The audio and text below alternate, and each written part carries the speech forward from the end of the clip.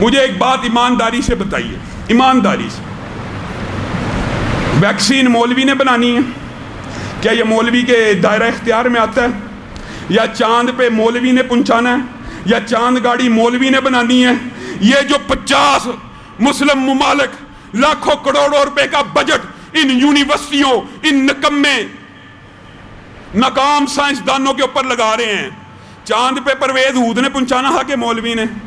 یہ اپنی ڈیوٹیز پہ فیل ہیں تو آگے ہے جواب یہ دیتے ہیں کہ یورپ چاند پہ پہنچ گیا اور مولوی فتوے دے رہا ہے، یعنی چاند پہ بھی مولوی نے پہنچانا تھا، چاند پہ نکمے تو نے پہنچانا تھا، تو چاند گاڑی بنانے میں ناکام ہو گیا، لاکھوں اربوں روپے کا بجٹ کھا گیا۔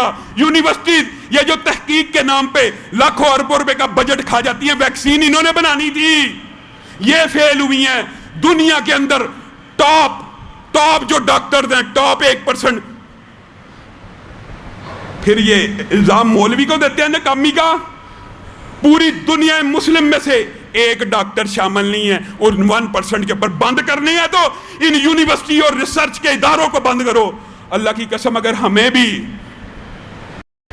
اب پھر بندہ کیا کہ اگر یہ فنڈز کسی صاحب شعور ایماندار کو بھی دے دیے جاتے، وہ بھی ضرور ویکسین اور اس طرح کی ایجادات کر لیتا۔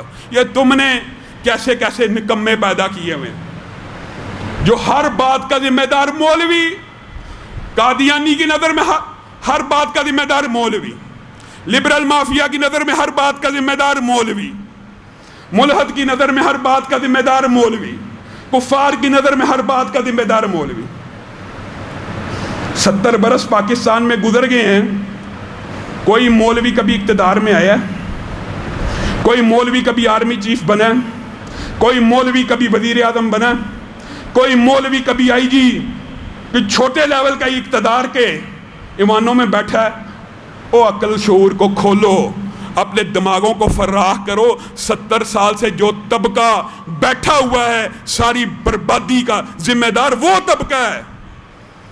مولوی تو آج بھی بغیر تنہا کے اپنی ڈیوٹی دینے پہ تیار ہے، بغیر تنہا پہ اپنی ڈیوٹی دینے کے لیے تیار ہے۔ اللہ